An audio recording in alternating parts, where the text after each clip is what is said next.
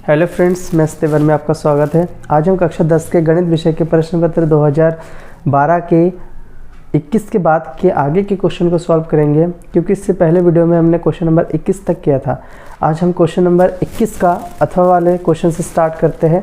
तो देखिए 21 नंबर का अथवा नंबर क्वेश्चन, इसमें कह रहे हैं सिद्ध कीजिए कि cos a बट्टे 1 plus sine A plus 1 plus sine A upon cos A equals to 2 sec a। ये हमें प्रूव करके दिखाना है। ठीक है, त्रिकोणमिति का क्वेश्चन है ये। तो हम लेफ्ट हैंड साइड लेके चलते हैं।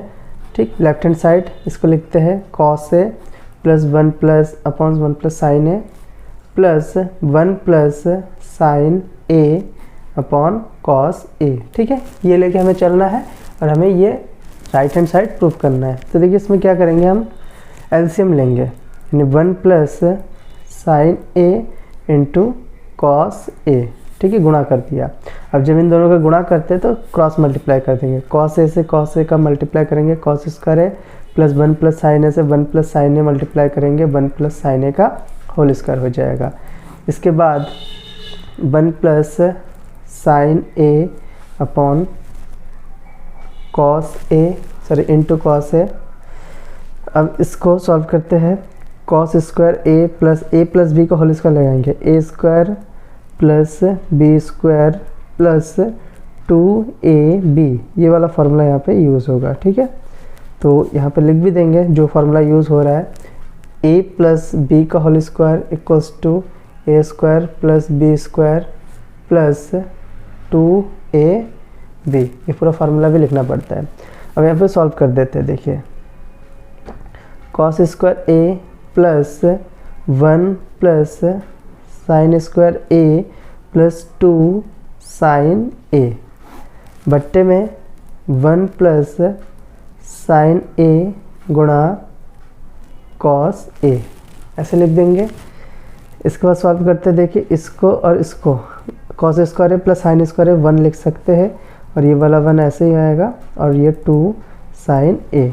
यहाँ पे नीचे 1 plus sine A into cos A. यहाँ पे फॉर्मूला लिख देंगे कि cos square A plus sine square A equals to 1 हो जाएगा फार्मूला।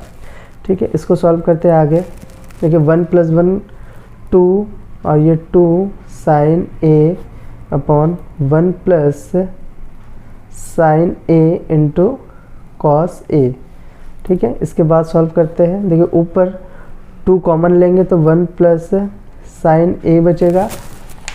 इसके बाद नीचे यही लिख देंगे 1 plus sine A into cos ए। देखिए 1 प्लस साइन ए से 1 प्लस साइन ए कट जाएगा, बचेगा 2 अपॉन कॉस ए। अब 2 अपॉन कॉस ए को 2 sec ए लिख सकते हैं, क्योंकि sec ए बराबर 1 अपॉन कॉस ए होता है। ठीक है, तो ये हमारा आ जाएगा राइट हैंड साइड। यही हमें प्रूफ करना था क्वेश्चन में। ठीक है, ये देखिए ये हमें प्रूफ करके लाना था। तो इस प्रकार से इस क्वेश्चन को सॉल्व करेंगे। नेक्स्ट क्वेश्चन है क्वेश्चन नंबर 22। इसमें कह रहा है त्रिज्या 4.2 सेंटीमीटर वाले धातु के एक गोले को पिघलाकर त्रिज्या 4.2 सेंटीमीटर वाले एक बेलन के रूप में ढाला जाता है। तो इसमें बताना है कि बेलन की ऊंचाई ज्ञात कीजिए। ठीक है, बहुत ईजी क्वेश्चन है। देखिए एक गोला है इस प्रकार से और उसको पिघलाकर एक बेलन बनाना है। ठीक है, तो यहाँ पे गोले की जो त्रिज्या दे रखी है इसको r ले लेते हैं, 4.2 सेंटीमीटर है, और जो बेलन की त्रिज्या है वो स्मॉल r ले लेते हैं, ये भी 4.2 सेंटीमीटर दे रखा है। ठीक है, तो हमें बताना है कि जो बेलन की ऊंचाई है इसको हमें बताना है कि ये कितना होगा। ठीक है, तो यहाँ पे लिखते हैं सबसे पहले गोले की त्रिज्या। गोले की त्रिज्या कैपिटल R बराबर 4.2 सेंटीमीटर। बेलन की त्रिज्या, ठीक है, ये सब चीज़ लिखना पड़ता है। बेलन की स्मॉल r बराबर 4.2 सेंटीमीटर। माना बेलन की ऊंचाई, क्योंकि बेलन की ऊंचाई हमें ज्ञात करनी है तो उसको हमने मान लिया h सेंटीमीटर। ठीक है, अब फार्मूले का खेल है। देखिए जो गोला है, गोले को पिघला करके बेलन में ढाला जा रहा है, तो इस कंडीशन में जो गोले का आयतन हो जाएगा वो बेलन के आयतन के बराबर हो जाएगा, ठीक है। यानी गोले का आयतन बराबर बेलन का आयतन, ये वाला कंडीशन हमें याद रखना है, ठीक है। क्योंकि पिघला रहे हैं तो जितना लोहा है उतने ही लोहे से बेलन भी बनाया जा रहा है, ठीक है, ऐसा हम कह सकते हैं। तो गोले का आयतन 4/3 पाई आर क्यूब, आर गोले का जो त्रिज्या है वो कैपिटल आर है इसलिए ऐसे लिखा है। और बेलन का आयतन होता है पाई आर स्क्वायर एच, बेलन का आयतन स्मॉल आर में है इसलिए स्मॉल आर लिखा है। देखिए पाई से पाई को काट देंगे, ठीक है। 4/3 आर का क्यूब यानी 4.2 की पावर 3 और यहाँ पे 4.2 की पावर 2 क्योंकि बेलन की त्रिज्या भी 4.2 है और एच ऐसे रह जाएगा, ठीक है। इसके बाद इसको सॉल्व करते हैं। देखिए ये इसके नीचे आ जाएगा 4/3 इंटू 4. देखिए इसको हम लिख सकते हैं 4.2 इंटू 4.2 इंटू 4.2 और ये नीचे आ जाएगा तो 4.2 इंटू 4.2, 2 बार ये ओपन हो जाएगा, ठीक है। इससे ये कट जाएगा, इससे ये कट जाएगा, बचेगा हमारे पास 4/3 इंटू 4.2, इससे काट देंगे इक्वल्स टू एच। देखिए 3 एकम 3, 3 चौको 12, ठीक है। तो 4 इंटू 1.4 एच, इसको इससे गुणा कर देंगे, 14 चौको 56 होता है तो 5.6 सेंटीमीटर, ठीक है। तो बेलन की जो ऊंचाई हो जाएगी वो 5.6 सेंटीमीटर हो जाएगी। अगला क्वेश्चन है क्वेश्चन नंबर 23। इसमें कह रहे हैं कि एक त्रिभुज ABC बनाइए जिसमें BC बराबर 6 सेंटीमीटर है, AB बराबर 5 सेंटीमीटर और ABC यानी कोण ABC बराबर है 60 सेंटीमीटर। फिर एक त्रिभुज की रचना कीजिए जिसकी भुजाएं ABC की संगत भुजाओं की 3/4 गुनी हो, ठीक है। 3/4 गुनी वाला। तो सबसे पहले हम एक त्रिभुज बनाते हैं जिसमें BC 6 सेंटीमीटर है। तो देखिए पहले हम स्केल से, देखिए मैं तो यहाँ पे रफ बता रहा हूँ, आप लोग जब करिएगा तो स्केल प्रकार पेंसिल की मदद से कीजिए। तो सबसे पहले स्केल ले करके BC बराबर 6 सेंटीमीटर का एक रेखाखंड खींचेंगे, ठीक है। उसके बाद देखिए कोण ABC कितना है, 60 डिग्री का दे रखा है। तो यहाँ से प्रकार के साथ 60 डिग्री का कोण बना, प्रकार की नोक को यहाँ पे रख के एक चाप लगाएंगे और फिर प्रकार की नोक को यहाँ पे रख के एक चाप यहाँ पे लगाएंगे, ठीक है। तो इस प्रकार से जो कोण बनेगा वो 60 का बन जाएगा, ठीक। 60 का बनने के बाद यहाँ पे हमें AB बराबर कितना है, 5 सेंटीमीटर है। तो यहाँ से प्रकार में 5 सेंटीमीटर का चाप भर के यहाँ पे लगा देना है जो बिंदु A होगा। तो इस प्रकार यहाँ से इसको मिला देंगे तो ये त्रिभुज ABC बन जाएगा, ठीक है। ये 5 और 6 सेंटीमीटर और यहाँ पे कोण 60 डिग्री का, तो ये त्रिभुज बन गया। अब हमें एक इसके अंदर ऐसा त्रिभुज बनाना जिसमें 3/4 गुनी हो, ठीक है। तो यहाँ से क्या कर देंगे, एक न्यून कोण बनाएंगे। न्यून कोण 60 डिग्री यानी 90 से छोटा होना चाहिए, तो 60 डिग्री का ही बना लेते हैं। ऐसे न्यून कोण बना के लिख देंगे, ठीक है। इस प्रकार से ये x ले लेते हैं। अब देखिए इसमें 3/4 है तो 4 टुकड़े करेंगे समान, तो 4 सेंटीमीटर 1-1 सेंटीमीटर की समान दूरी पे यहाँ से प्रकार रख के 1 सेंटीमीटर का चाप भर के यहाँ पे लगा देना है, तो ये B1 आएगा। फिर प्रकार यहाँ पे रख के यहाँ पे लगा देना है, ये B2 आएगा। इसी प्रकार B3 आएगा और ये वाला B4 आएगा, ठीक है। 4 बराबर भागों में इसको बांट लेना होता है, तो 1-1 सेंटीमीटर का गैप है इसके बीच में। अब देखिए इसके हर में क्या है, 4 है, तो हर को मिला देना है इससे, ठीक है। इस प्रकार मिला देंगे। और अगला वाला 3 है तो हम इसके समानांतर एक यहाँ से लाइन खींचेंगे, ठीक है। इसके समानांतर लाइन खींचना है तो प्रकार की सहायता से अगर करेंगे तो प्रकार को यहाँ पे रख के एक चाप ऐसे लगा देंगे, फिर प्रकार को यहाँ पे रख के उसी दूरी पे चाप यहाँ पे लगा देंगे, ठीक है। फिर प्रकार को यहाँ पे रख के पेंसिल से इसको नोट कर लेंगे कितना डिस्टेंस है, फिर प्रकार को यहाँ पे लगे उसी दूरी का एक चाप लगा देंगे। तो इस प्रकार जब कटेगा तो इस प्रकार यह मिल जाएगा। इसी प्रकार इसके समानांतर यहाँ बनाना है, ठीक है। इसके समानांतर बनाने के लिए सेम वही चीज़ करेंगे। प्रकार से सबसे पहले यहाँ पे रख के एक चाप लगा लेंगे, फिर प्रकार से यहाँ पे रख के एक चाप लगा लेंगे। यहाँ पे प्रकार रख के पेंसिल से दूरी मान लेंगे, फिर उसका एक चाप ऐसे लगा लेंगे। इस प्रकार ऐसे मिला देंगे तो वो बन जाएगा हमारा समानांतर। तो इस प्रकार समानांतर बन जाएंगे ये दो जो त्रिभुज है समानांतर रेखा बनने के बाद। तो इस प्रकार हल करेंगे तो देखिए ये त्रिभुज है, इसको मान लेते हैं हम, ये C डैश है और ये वाला ए डैश है। ठीक है, तो दो त्रिभुज यहाँ पे बना है, त्रिभुज ए बी सी एक बना है और एक त्रिभुज ए डैश बी और सी डैश। ये जो दो त्रिभुज है ये 3:4 का है। ठीक है, इसमें इस प्रकार से इसको सॉल्व किया जाता है। अगला क्वेश्चन है क्वेश्चन नंबर 24। इसमें कह रहा है कि दो वर्गों के क्षेत्रफलों का योग 468 वर्ग मीटर है। यदि उनके परिमापों का अंतर 24 मीटर हो तो दोनों वर्गों की भुजाएं ज्ञात कीजिए। ठीक है, तो सबसे पहले मान लेते हैं, माना बड़े वर्ग की भुजा, बड़े वर्ग की भुजा बराबर है कैपिटल ए मीटर और छोटे वर्ग की भुजा बराबर है ए मीटर। ठीक है, तो देखिए इस प्रकार समझेंगे, ये बड़ा वर्ग है, इसका भुजा ए है, चारों भुजा बराबर होते हैं वर्ग की, और जो छोटा वर्ग है इसका है स्मॉल ए। ठीक है, तो क्वेश्चन में क्या कह रहा है कि दो वर्गों के क्षेत्रफलों का योग 468 है।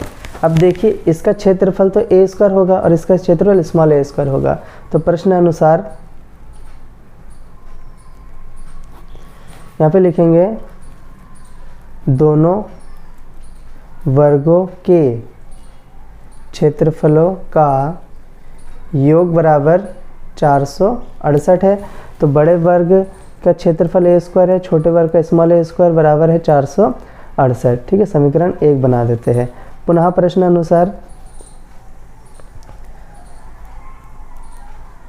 इसमें अगले कंडीशन में कह रहा है कि उनके परिमापों का अंतर 24 है, यानी बड़े वर्ग का जो परिमाप होगा वो तो 4a है, छोटे वर्ग का परिमाप स्मॉल मतलब 4 स्मॉल है। ठीक है, तो यहाँ पे लिखेंगे दोनों वर्गों के परिमापों का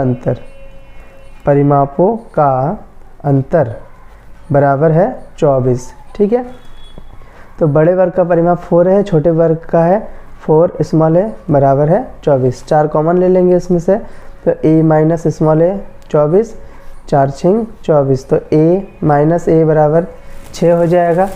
तो यहाँ पे a बराबर 6 प्लस स्मॉल ए, समीकरण 2 हो जाएगा। अब देखिए काम कर सकते हैं हम, ये जो कैपिटल A का मान है वो समीकरण 1 में रख सकते हैं। तो यहाँ पे लिखेंगे a कैपिटल A का मान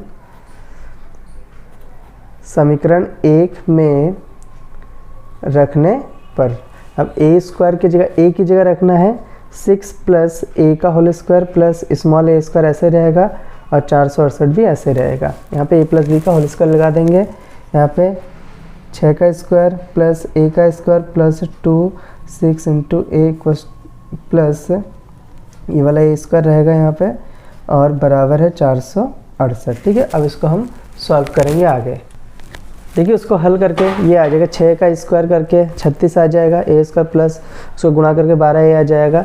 तो हम क्या करेंगे, ए स्क्वायर को ए स्क्वायर के साथ जोड़ेंगे तो 2a स्क्वायर प्लस 12a और ये 36 इधर लिख देते हैं और ये 468 इधर आके माइनस का हो जाएगा बराबर 0। तो यहाँ पे लिखेंगे 2a square plus 12a plus minus minus 468 में से हम 36 को घटा देंगे तो यहाँ पे 2 आएगा 3 और ये 432 आएगा माइनस का। ठीक है, अब इसमें से 2 कॉमन लेते हैं तो a square plus 6a minus 2 दूनी 4 2 एकम 2 2 छिंग 12, यह जगह 2 उधर जाके 0 हो जाएगा। a square plus 6a minus 216 बराबर 0। अब देखिए गुणनखंड करते हैं 216 का फैक्टर, इसको हम 2 मेथड से कर सकते हैं, एक द्विघाती सूत्र से भी कर सकते हैं। ठीक है, जिसको जो वाला मेथड अच्छा लगे उससे कर सकते हैं, गुणनखंड विधि से भी हम कर सकते हैं। इसको हम द्विघाती सूत्र से हल कर लेते हैं। तो देखिए इसकी तुलना जब करेंगे ax square plus bx plus c बराबर 0। देखिए यहाँ पे एक चीज़ है x नहीं, यहाँ पे a ही लिखा जाएगा। ठीक है, यहाँ पे थोड़ा सा क्योंकि a के रूप में आया है तो यहाँ पे कंफ्यूज नहीं होना है कि क्या लिख दिया। यहाँ पे एक काम करते हैं कैपिटल लिख देते हैं, कैपिटल A और ये small a square, capital B और स्मॉल a। ठीक है, वहाँ पे हम क्या लिखते थे ax square plus bx plus c। ये कब लिखते हैं, जब समीकरण हमारा x के फॉर्म में रहता था, लेकिन यहाँ पे हमारा a के रूप में है तो इसलिए यहाँ पे थोड़ा सा मॉडिफाई करके ऐसा लिखना पड़ेगा। तो a बराबर 1 आ जाएगा b बराबर 6 और c बराबर 216 माइनस का, यहाँ पे लिखेंगे से तुलना करने पर, ठीक है, तुलना करने पर। तो द्विघाती सूत्र क्या हो जाएगा, x equals to minus B plus minus under root. देखिए b को अब कैपिटल लिखना पड़ेगा क्योंकि हमने कैपिटल में लिया है, ठीक है। B square minus 4ac upon 2a।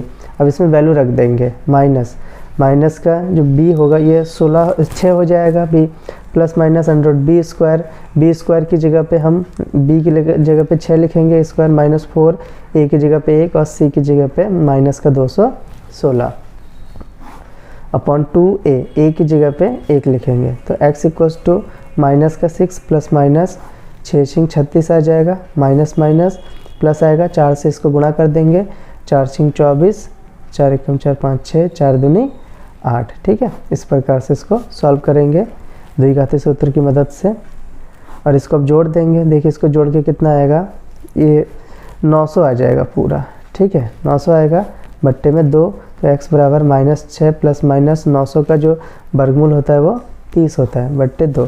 एक बार यहाँ पे पॉजिटिव चिन्ह लेंगे, एक बार नेगेटिव चिन्ह लेंगे। तो जब पॉजिटिव चिन्ह लेंगे तो यहाँ पे देखिए x इक्वल, मैं थोड़ा शॉर्ट में कर दे रहा हूँ, यहाँ पे ये आ जाएगा x की वैल्यू 24 बट्टे 2 यानी 12 आ जाएगा, ठीक है, 12। और जब नेगेटिव वैल्यू लेंगे मतलब नेगेटिव वाला, तो x इक्वल्स टू -6 माइनस 30 बट्टे 2, x इक्वल्स टू माइनस का 36 बट्टे 2, x बराबर माइनस का 18 आ जाएगा, ठीक है। तो देखिए दूरी कभी माइनस में नहीं होता है, इसीलिए ये वाला तो एक्सेप्ट नहीं होगा, एक्सेप्ट ये वाला होगा, यानी x का मान क्या होगा, प्लस में लेंगे, ठीक है।